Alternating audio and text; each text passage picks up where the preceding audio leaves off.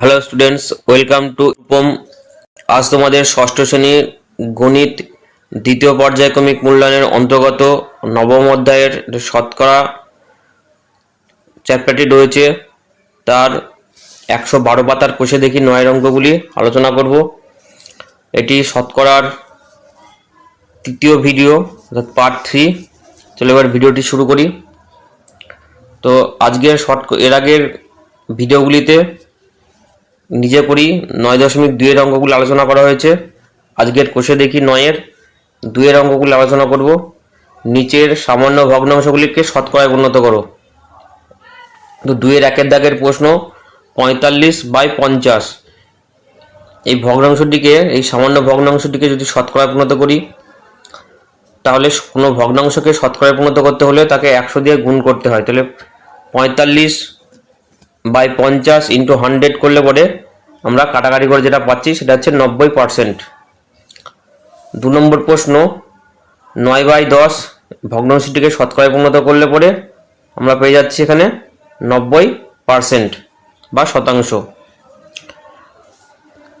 তৃতীয় 3 নম্বর প্রশ্ন 33/300 এই সামান্য ভগ্নাংশটিকে যদি আমরা শতকরায় পরিণত করি তাহলে 100 দিয়ে গুণ করতে হবে এবং কাটাকাটি করে এখানে আমরা পাচ্ছি 11%। এবারে 4 নম্বর প্রশ্ন 1/2/5 1/2/5 এই ভগ্নাংশটি একটি মিশ্র ভগ্নাংশ। প্রথমে ভগ্নাংশটিকে অপ্রকৃত পরিণত করতে হবে এবং তাকে 100 দিয়ে যদি গুণ করি শতকরায় পরিণত করার জন্য, তাহলে আমরা 5 কুড়ি 100 কাটাকাটি হয়ে লব লব গুণ হয়ে 140% এখানে উত্তর পেয়ে যাচ্ছি। এবারে 5 নম্বর প্রশ্ন 4/3/5 এটিও একটি মিশ্র ভগ্নাংশ। এই মিশ্র ভগ্নাংশটিকে প্রথমে আমরা অপ্রকৃত ভগ্নাংশে পরিণত করে পেলাম 35/8 এবং একে শতকরায় পরিণত করার জন্য 100 দিয়ে গুণ করলাম। 100 দিয়ে গুণ করে আমরা কাটাকাটি করে পাচ্ছি 875/2। তাহলে এই ভগ্নাংশটিকে শতকরায় পরিণত করে আমরা পেলাম, অর্থাৎ 875/2কে যদি ভাগ করি তাহলে আমরা পাচ্ছি 437/1/2। তো সঠিক উত্তরটি হয়ে যাবে 437/1/2 শতাংশ। এবারে 3-এর দাগে রয়েছে নিচের দশমিক ভগ্নাংশগুলি শতকরায় প্রকাশ করি। এই দশমিক সংখ্যাগুলি রয়েছে, এগুলিকে শতকরায় পরিণত করতে হবে। এবার 3-এর দাগের 1-এর 0.6কে প্রথমে যদি আমরা ভগ্নাংশে 0.6 সমান 6/10, দশমিকের পর 1 ঘর রয়েছে মানে হরের ঘরে 10 বসবে এবং কোনো ভগ্নাংশকে যদি শতকরায় পরিণত করতে হয় তাহলে 100 দিয়ে গুণ। তাহলে 100 দিয়ে গুণ করার পরে আমরা 10কে 100 পেয়ে যাচ্ছি এবং 6×60, তাহলে এখানে সঠিক উত্তর দেবে 60%। 0.6 সমান 60%। 2 নম্বর প্রশ্ন 0.02 মানে 2/100, একে শতকরায় পরিণত করলে এটি 2% বা 2% সঠিক উত্তর হয়ে যাচ্ছে। 0.57 কে যদি ভগ্নাংশে পরিণত করি 0.57 সমান 57/100। তাহলে কোনো ভগ্নাংশকে যদি আমরা শতকরায় পরিণত করতে চাই তার সাথে 100 দিয়ে গুণ করতে হয়। 100 দিয়ে গুণ করলে আমরা এখানে সঠিক উত্তরটি পেয়েছি 57%। এবারে 4 নম্বর প্রশ্ন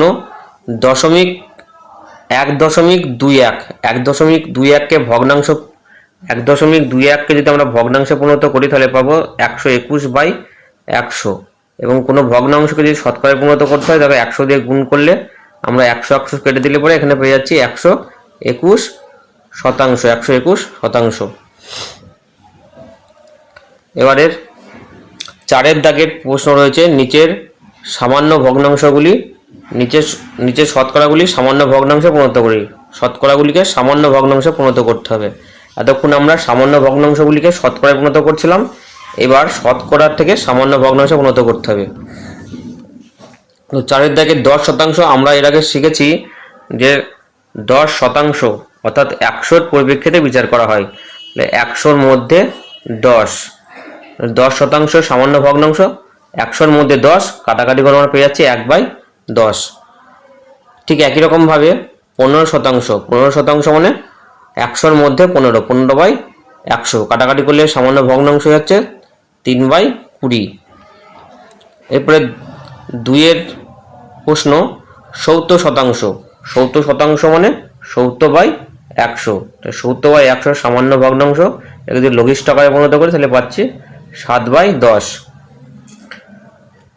4 নম্বর প্রশ্ন 257% বা শতাংশ। 257% মানে 257/100। তাহলে সামান্য ভগ্নাংশটি 257/100 রয়ে যাবে।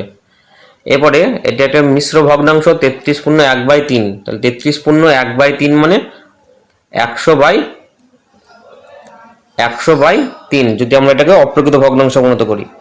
আর আমরা জানি যে কোনো সংখ্যার পাশে যদি শতাংশ চিহ্ন দেওয়া থাকে তাহলে সেটি 100-র পরিপ্রেক্ষিতে বিচার করা হয়।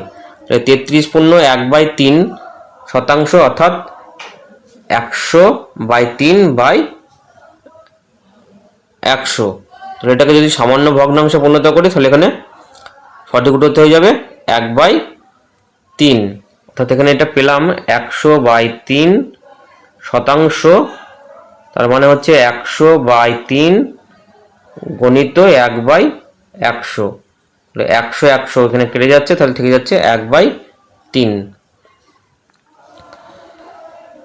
এবারে 5-এর দাগের প্রশ্ন রয়েছে নিচের শতকরাগুলি দশমিক ভগ্নাংশে পরিণত করো। নিচের শতকরাগুলিকে দশমিক ভগ্নাংশে পরিণত করতে হবে। তো এখানে প্রথমে রয়েছে 1 নম্বর প্রশ্নটি 61%। 61% আমরা জানি কোনো সংখ্যার পাশে শতাংশ চিহ্ন থাকা মানে সেটি 100-র পরিপ্রেক্ষিতে বিচার করা হয়। তাহলে 100-র মধ্যে 60। এটাকে দশমিকে পরিণত করতে গেলে পরে 100 দিয়ে 60কে ভাগ করলে 0.61 পাবো, বা হরের ঘরে এখানে 100 রয়েছে অর্থাৎ দশমিকটি ডান সাইড থেকে 2 নম্বর ঘরে বসবে, তাহলে এখানে 0.61।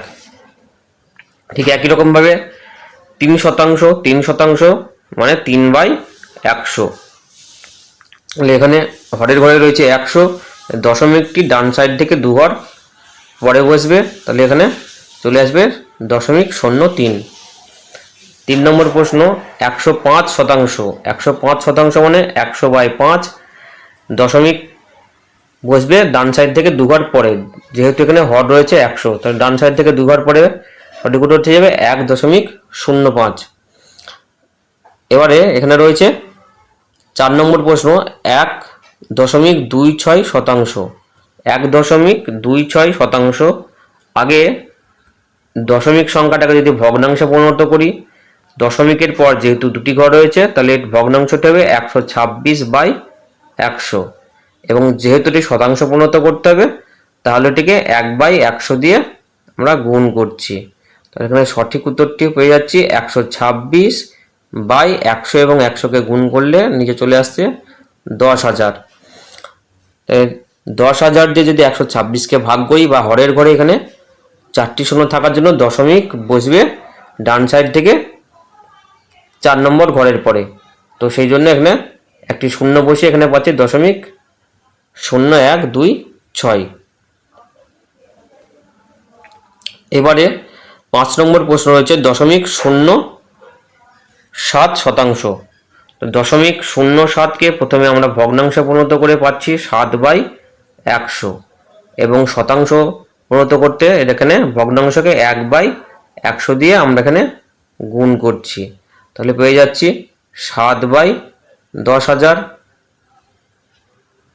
যেহেতু এখানে হরের ঘরে 10,000 রয়েছে তাহলে এখানে দশমিকটা বসবে ডান সাইড থেকে 4 ঘর পরে, তাহলে এখানে দশমিক বসবে 0.007। 7 একটি ঘর থেকে যাচ্ছে, তাহলে 8 বাকি 3টে ঘর এখানে পরিপূর্ণ করার জন্য 3টি শূন্য নিয়ে আসলাম, তাহলে 0.007।